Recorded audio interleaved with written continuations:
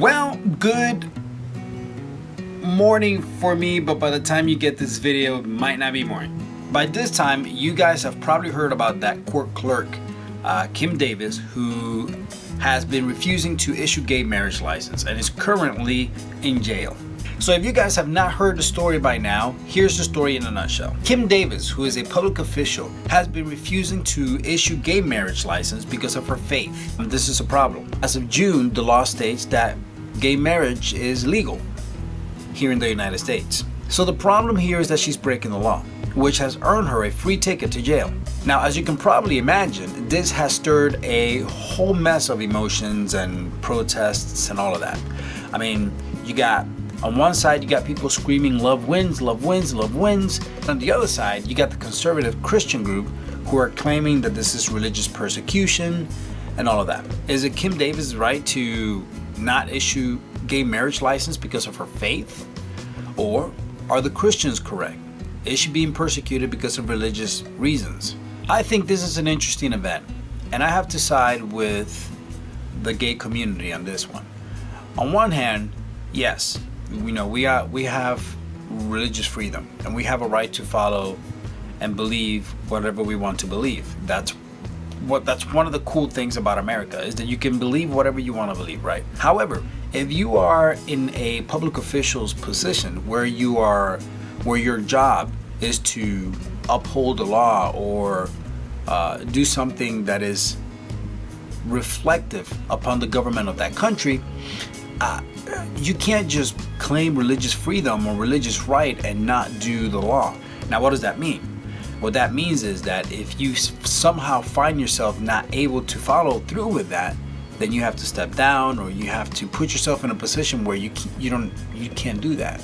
I understand that there is a aspect of this where you must follow God's will above everything, and that's fine and dandy, but God's will sometimes has consequences. In scripture, we see a story where I can never say these names right, but it's Shadrach, Meshach, and Abednego.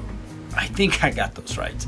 Anyways, but King Nebuchadnezzar had this big golden statue, and he said he made a decree that everybody should bow down to the statue. Well, those three people that I mentioned earlier were God-fearing people, and they felt that if they were to bow down to the statue, that it would be contrary to their belief in God. When the king, Nebuchadnezzar, decreed that everybody should bow down, they didn't. And they got in trouble for it, and they were thrown into the pit of fire. God saved them, and all this stuff. So what's the point? The point is that they were willing to accept the consequences of following the Lord. And I think that for Ms. Kim here, or Ms. Davis, the same principle must apply. With that said, I think this is also a call to the church, because this does not look right. Because you're going through all this hoopla for something that you could argue is not wrong. I know that there's different beliefs on both sides of the aisle. Of course, I'm in the camp that believes that homosexuality is not wrong.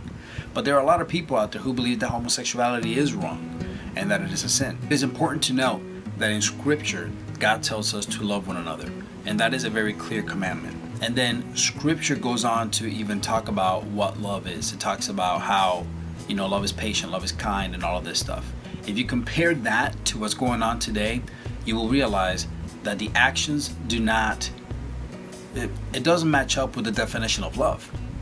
And if God is telling the Christian community to love, then they're not doing it.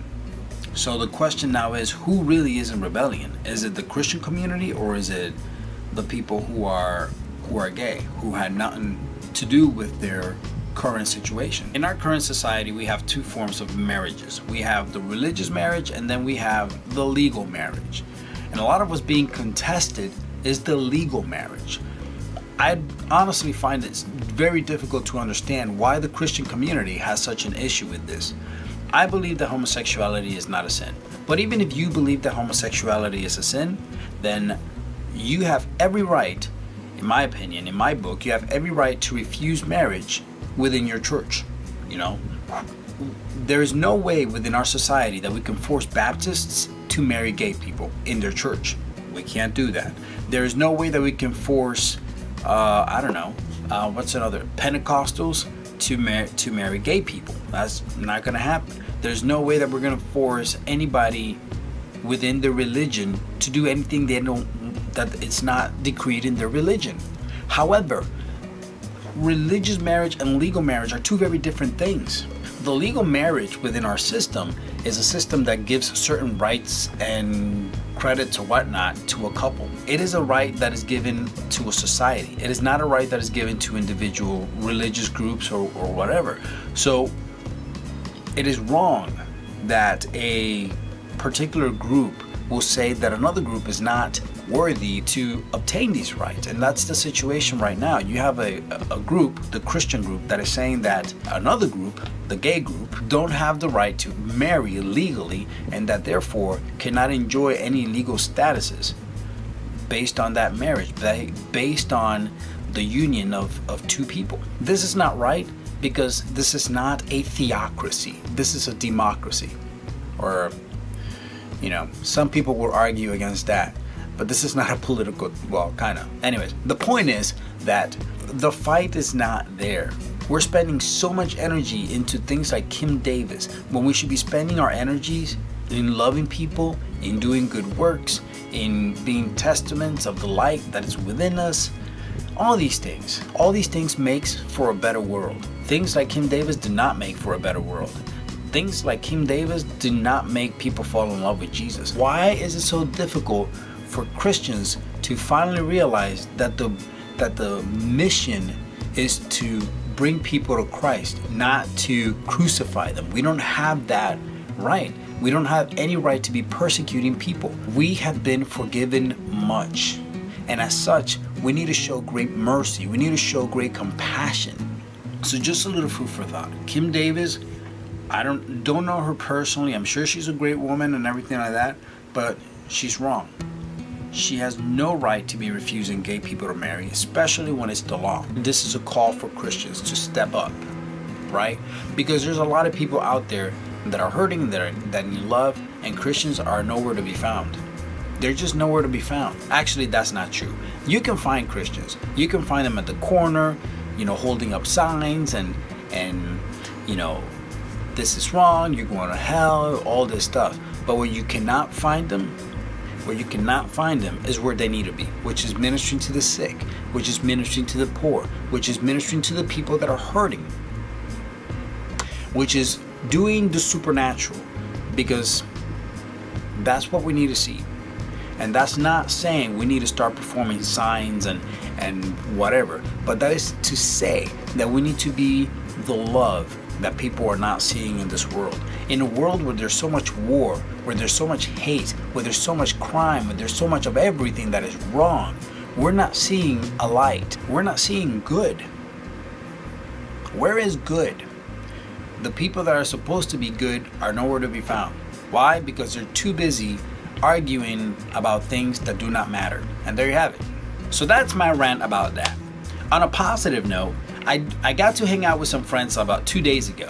It was my first time at Sonic, and it was hilarity. I thought it was funny. I love hanging out with those guys, and I actually took a video of it. So next week I will probably be posting that if I can get my editing software to cooperate with me, because right now it is not. And I think I have it figured out, but we'll see.